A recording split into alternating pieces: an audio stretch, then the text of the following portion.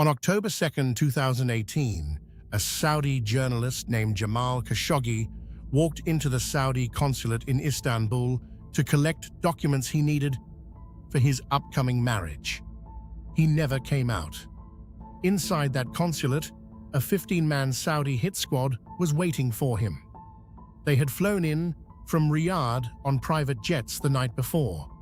Among them were a forensic doctor, intelligence officers, and members of Mohammed bin Salman's personal security detail.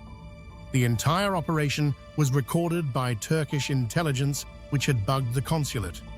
Khashoggi was killed within minutes of entering the building. His body was dismembered. His remains have never been fully recovered. The CIA investigated and concluded that Saudi Crown Prince Mohammed bin Salman personally ordered the killing. That assessment was made public by the Biden administration in 2021. Salman denied ordering the murder. He faced zero consequences.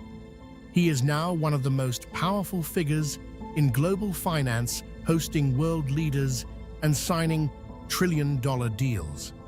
Jamal Khashoggi was 59 years old. This is not a story about a murder that went unsolved.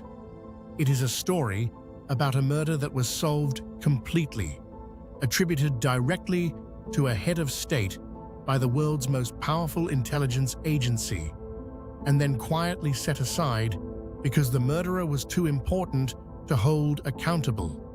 Jamal Khashoggi had spent decades as one of the most prominent journalists in the Arab world. In his later years, he had become increasingly critical of Mohammed bin Salman's consolidation of power in Saudi Arabia.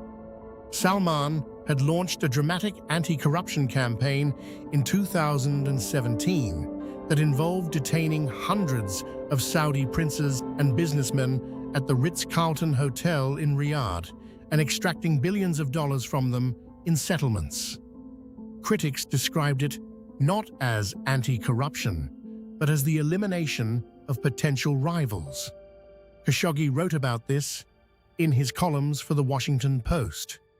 He was living in self-imposed exile in the United States, where he felt safe enough to continue writing. He had been warned by contacts in Saudi Arabia that he was being monitored.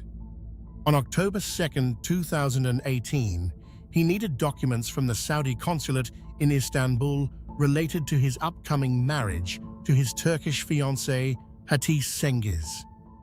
Hatice waited outside. She waited for hours. He never came out. Turkish intelligence had recorded everything that happened inside.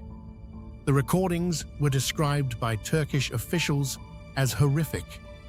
The forensic doctor on the Saudi team had brought a bone saw. The killing had been planned before Khashoggi arrived.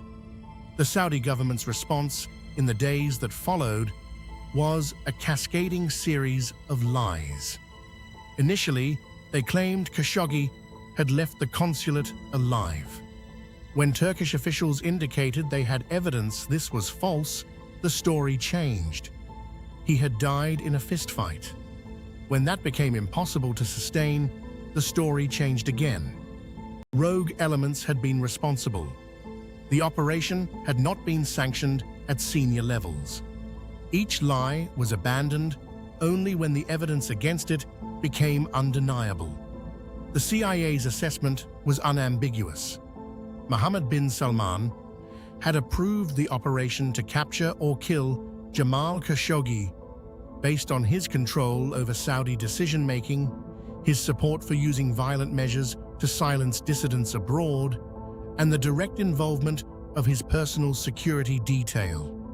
The Trump administration resisted releasing the assessment, arguing it would damage the relationship with Saudi Arabia. It was eventually released under Biden. Its release changed nothing. Mohammed bin Salman was not sanctioned personally. He was not expelled from any international forum. He was not indicted anywhere.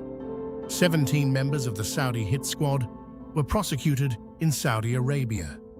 8 were initially sentenced to death before those sentences were commuted after Khashoggi's family issued a formal pardon under Saudi law. The pardons were widely reported to have been obtained under significant pressure. The man who ordered the killing was never charged. In the years since Khashoggi's murder, Salman has become a central player in global finance. He launched Live Golf. He brought a Premier League club into Saudi ownership. He met with President Biden, who had promised to make Saudi Arabia a pariah state over the killing. Biden fist-bumped MBS on camera in July 2022. Hatice Cengiz has continued to campaign for justice. She has met with world leaders and testified before parliaments. None of it has made any difference. Jamal Khashoggi's remains have never been fully recovered. His killers have largely been freed. The man who ordered his death is building a new world order in the Saudi desert, and the leaders of the free world are lining up to do business with him. The CIA told us exactly what happened and exactly who was responsible. We decided that was not enough.